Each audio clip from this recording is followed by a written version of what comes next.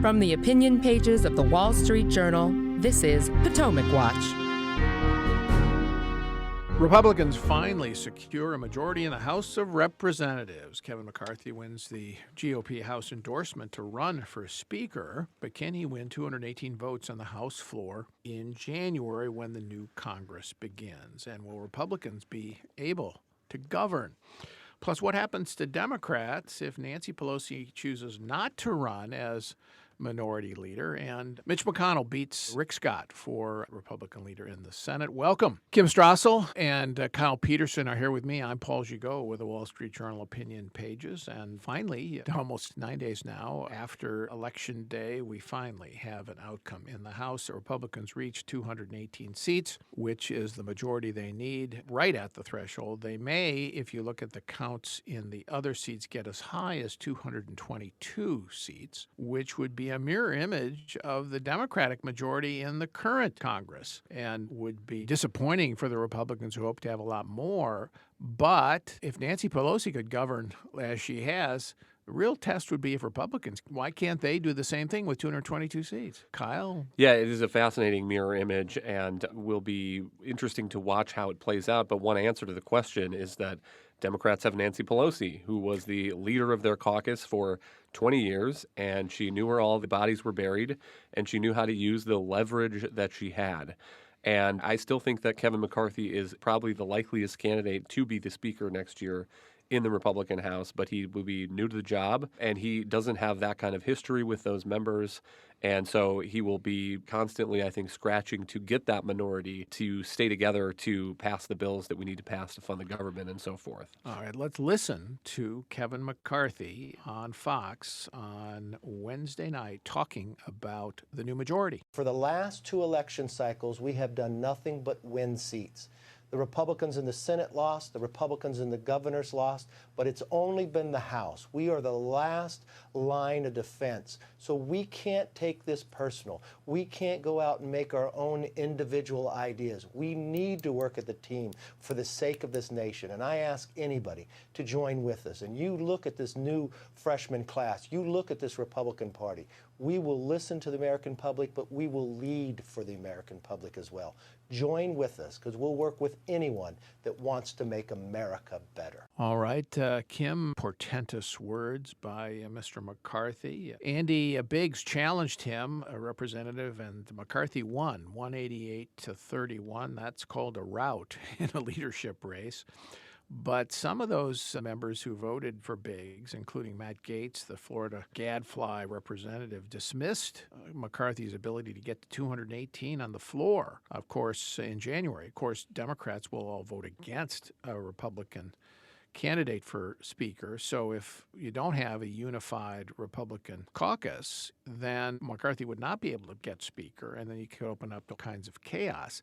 So my question is what Gaetz and others are saying just a bargaining chip to be able to get some concessions from McCarthy, or is this a serious threat to his speakership? I think it's more the bargaining chip, and I do believe he'll end up as Speaker in the end. A very interesting dynamic played out yesterday, Paul. You had the election that you talked about with Andy Biggs on Tuesday, but then on Wednesday, the Republicans went to come up with their rules that they're going to follow for the next year. And a couple of fascinating things there. They did vote to give rank and file members a little bit more influence over what's called the steering committee, which helped decide who's on what committee and who leads the committees.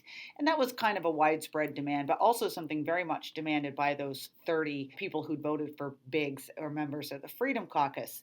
However, the Freedom Caucus put forward a couple of other things that were designed to strip power from McCarthy, and they were roundly defeated again by the vast majority of the rest of the caucus. And the message seemed to be, hey, we're hearing your concerns and we're going to try to work with you here, but you're not going to run the caucus. And we expect you to come and be unified as well with us too. If you want to get what you want to get done, you can't stand out there on the sidelines and mess up this entire operation. I have no doubt that that will sink in with some of them. You may have some folks in the end that on principle who are kind of loud about it say, no, we're not going to do it. They might vote against him at the very end, but he's now got a little bit more of a cushion. And there's going to be enormous enormous pressure from all sides for these guys to work as a team. So they might get something more out of him in the coming weeks, and he seems willing to listen to those concerns. But I think the general view of the caucus is what he just expressed. We're not going to manage anything unless we're united in this task. Paradox of a narrow majority is that you actually have to have a stronger speaker and stronger, more disciplined conference because you can't afford defections. And the question is whether McCarthy will be able to exercise that leadership and have that authority. And the weakening of the rules that you described, Kim, suggests to me that there's going to be less ability to reward and punish, which was part of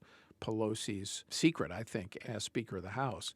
She has been able to do that pretty effectively, and that gave her the ability to stand up to the squad, for example, the left-wing progressives, after the 2020 election, and 2018 for that matter. She is a lesson, I think, in how to wield power in the legislature. And the question for me is whether or not McCarthy is up to that task. And I mean, one of the funny contradictions here, Kyle, the Democrats have a reputation for being more disorderly, more kind of crazy, disagreeable. But when it comes to voting, they really are disciplined. And you saw it going back to the Democrats when they voted for Obamacare, and Pelosi basically just pushed that thing right through the House, despite real concerns by Democrats who saw their careers flashing before their eyes. And it turns out that's because they were flashing before their eyes and they lost them. But it's Republicans, when they last held the majority under John Boehner's speakership and under Paul Ryan, who were much less cooperative, much less disciplined, and were off in all kinds of directions. I mean, you have somebody like Thomas Massey of Kentucky basically saying, I'm not going to vote for any budget because he's a libertarian. You have 3 or 4 of those, and you can't run the House. Yeah, it's going to be an enormous problem for McCarthy. I mean, I do think that one question that is outstanding is whether that Democratic cohesiveness will outlast Speaker Pelosi. And I am very curious to see whether whoever succeeds her, it could be her number 2, Steny Hoyer, longtime number 2. It could be Hakeem Jeffries, a New York congressman who has been eyeing a leadership post. I'm very interested to see whether that person can ultimately wield the same kind of whip hand as Pelosi. And if not, then we may see similar sorts of fractiousness on the Democratic side. I mean, you mentioned the squad earlier. Nancy Pelosi was pretty harsh in slapping them down in recent years when she needed to get something done. And I don't know that Steny Hoyer or Hakeem Jeffries would be able to do it in quite the same way. Well, okay, but that's the Democratic side. But what about the Republican side? I mean, they got the power now. They're going to have the authority. And this is a significant event, having the majority, Kim, because the Democrats have been chortling, and rightly so, that the Republicans didn't do nearly as well as they thought. But they do have the majority. That's what counts. That's what's given them the ability to organize the committees. That's what gives them majority control of the floor, as long as they can control 218 votes. So this is a significant change for Joe Biden. There's going to be, with control of those committees, investigations. You have bigger staffs. You have the ability to subpoena members of the administration, and that's going to make life much more difficult for Joe Biden. And here we already see this today with this press conference by Jim Jordan and Representative Comer, going to be head of the Oversight Committee, saying that one of their priorities is going to be the investigation of Hunter Biden and that laptop and how the FBI handled it. So, I mean, a couple of different questions here that I think are worth thinking about. One is, can Republicans cohere? Can they unite to get things done legislatively and otherwise? Number 2, what are their priorities going to be? Is it going to be passing legislation, which will require discipline and focus, even though they know the Senate's not going to pass most of it? Or are they going to focus on investigations, and can they find some kind of balance? Interesting that you mention Jim Jordan, because I actually think he's one thing that McCarthy has going for him. Very wisely, they brought Jim Jordan into the leadership, and he is the very influential founder, one of the founders of the Freedom Caucus, still highly respected among that crew of people. And in fact, his decision to very publicly stick with Kevin McCarthy as Speaker and not go over and support the candidacy of Andy Biggs, who is a Freedom Caucus member, I think really said volumes. And I think he's been working to try to bridge the gap between those two. But the dynamic is a little bit different than it was with Boehner or Ryan, where you really had that whole crew on one side and the leadership on the other. So there is that. The question is, can McCarthy manage that appetite, as you said, for investigations, which is huge. I saw former Speaker Newt Gingrich on TV the other day with his own advice that this caucus needs to do about 90-10, meaning about 10% of its time on oversight and about 90% doing things substantive. There is zero chance of that ratio turning out, in my view. I agree. No, that's what I'm saying, is that it's the reason that that ratio will not be that is because doing the investigations is easy, right? Meaning it's easy in terms of the headlines. It's easy in terms of getting your message out there. Doing the substantive stuff is hard because that's where people are disunited and where you've got to corral the entire caucus that have very different views on the issues at hand onto one bill and get it across the line. Everybody agrees with investigations, right? They all love to do that. The governing is the harder thing. And that will be the biggest challenge for Kevin McCarthy, in my mind, going forward.